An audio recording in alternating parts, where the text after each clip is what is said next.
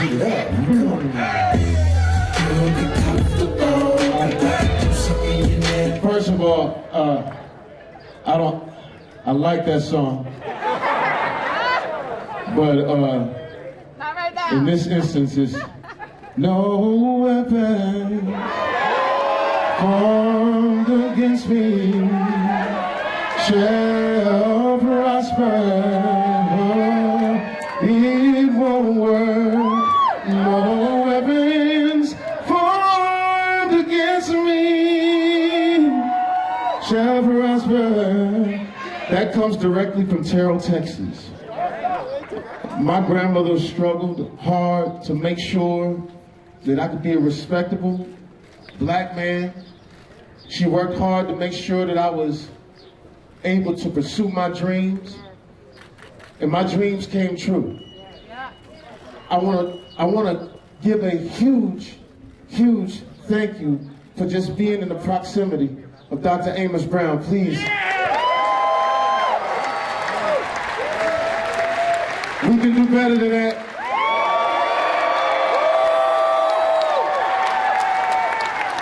Because of his fearlessness, we can take this up and we can go on and take it and be the younger generation.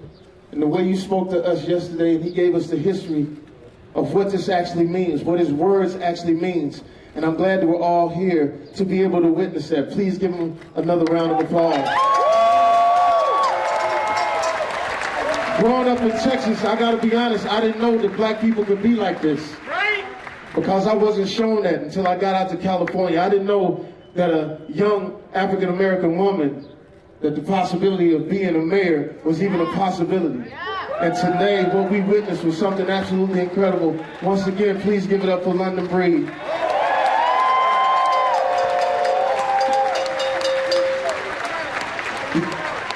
I just want to let you know I'm not Hollywood. I'm just a person. That happens to be my job. That's right. But the one thing I can tell you is that I've been in proximity. I was there in LA when there was a Rodney King beating, and I watched that and I said, man, if they get away with this now, what's going to happen later? And it continues to happen. I know you know who Sabrina Fulton is. She's the mother of Trayvon Martin. Yeah. I got a chance to meet her. We have bonded and had a relationship since that happened. Because what I can tell you is that after all of this, and this is going to die down, it's just inevitable, the work is still there to be done. Those individuals cannot come back. Sabrina can't have her son. George Floyd will no longer be here. The work is still here. I want to tell you, if you get a chance, find out Circle of Mothers. Circle of Mothers is 200 mothers, black mothers, that have gone through the same thing that we're talking about right now. It just wasn't televised. Nobody talked about it. So the thing is that the work will continue to be there. And we have to make sure that once this is done, is that we have to try to make change occur when it comes to police brutality. And what I'm saying is that there has to be a deterrent. If that man can be handcuffed, and that man can sit on that man's neck for that long and feel comfortable about it, that means that he's not afraid of what's going to happen. We have to change the language. They have to be worried that I could go to jail for this. They have to respect us. They have to love us. That man cried out for his mom. That man cried out for his mom. On top of that, I got a chance to talk to Ahmaud Arbery's father. To listen to this man talk about how his son was his baby boy, 26 years old. He talked about how he paid it forward with the education. His daughter had a master's degree, but he doesn't know how to tell his daughter that his son is gone. What we're doing right now is the most important thing, and letting these people know that we love them. We were in Minnesota. We got a chance to see people up close. We got a chance to see this, how beautiful and peaceful it was. And a lot of times they don't show what's happening right here. So I hope that we keep the pressure on them and let them know that we're here with solidarity, that we're here, we're peaceful, but we are aggressive. We are aggressive.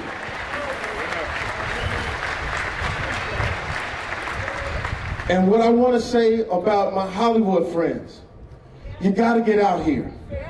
You got to come out here. You can't sit back. You can't tweet. You can't text. You got to get out here. So many people have texted me, Fox, can you tell them stop doing this? Fox, can you tell them stop doing that? You tell them. You come out. You see what it is. You got to understand, people are hurting, and I'm not agreeing with any. I don't know what to say. I'm not agreeing or disagreeing, but all I can say is that when you hear and you see how people are hurting, you can understand what it is as opposed to being in your bedroom or your living room and saying, hey, I don't like this. Get out of the cul-de-sac and come down here on the courtroom steps. Some of those private jets that you got, get on them. Because people like Dr. Amos Brown had to march. They had to march in Alabama. All we have to do is get on our bus or plane or whatever and get here and let the people see you. And that's a challenge to all of you because they have been calling me. I will tell you, they have been calling me saying that they want to help out. And I said the best way to help out is to just let them see your face. All I want to do is let y'all see my face and let you know that the people on the front line that work and do this every single day, you can call on me. And I'll come anywhere. I'll do anything. I'll sing, tell a joke, whatever it is. But we have to be here. Because at the end of the day, the most important thing is this. I'm still worried that they may try to pull one on us. Let's not forget that. They may try to pull one on us. Even now, they say, we didn't see what we saw. And I continuously say, how can we see it as a murder and they see it as a misunderstanding? The work is still here. I'm only here to, I don't preach or anything like that, but I just want to be here to let you know that you got somebody that you can call anytime. Come on, Jamie. Anytime I'll be here because, like I said, the other day, as I'm talking to my young kids, as I'm talking to my nephews, as I'm talking to my daughter, trying to tell them how to act when they're out there and they see a police officer, I'm sort of running out of things to tell them. And it shouldn't be that way.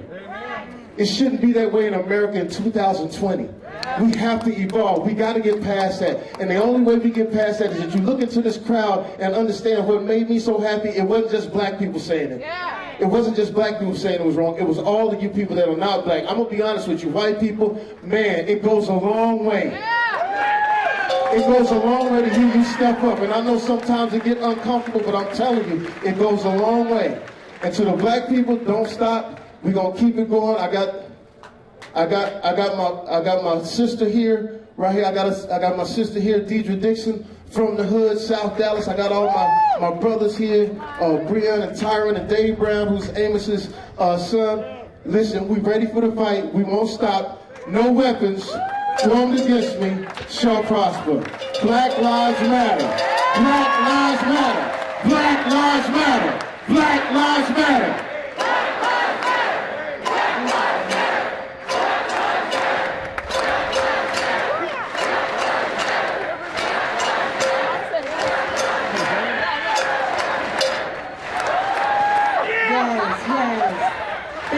Thank you. Now clap it up for Mr. Jamie Foxx. Yeah. Okay, so Jamie is going to be here with us, and he's going to introduce something special. So, I mean, this is so awesome. Yeah. Thank you so much for being cooperative, for being peaceful, for being here in solidarity with us, because Black Lives Matter. And so here you go, Mr. Foxx. And listen, another young man called me, a young man who I've admired. His spirit is amazing. We talked about George Floyd. We talked about Stephen Jackson. We talked about how these brothers meant so much to their communities.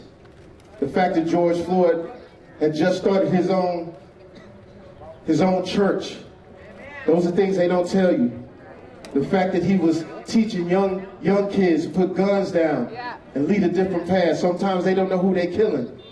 They don't know who they're killing. But today we got somebody here who's going to sing something for us. His voice is amazing. His spirit is amazing. His name is Tank. And he's about it.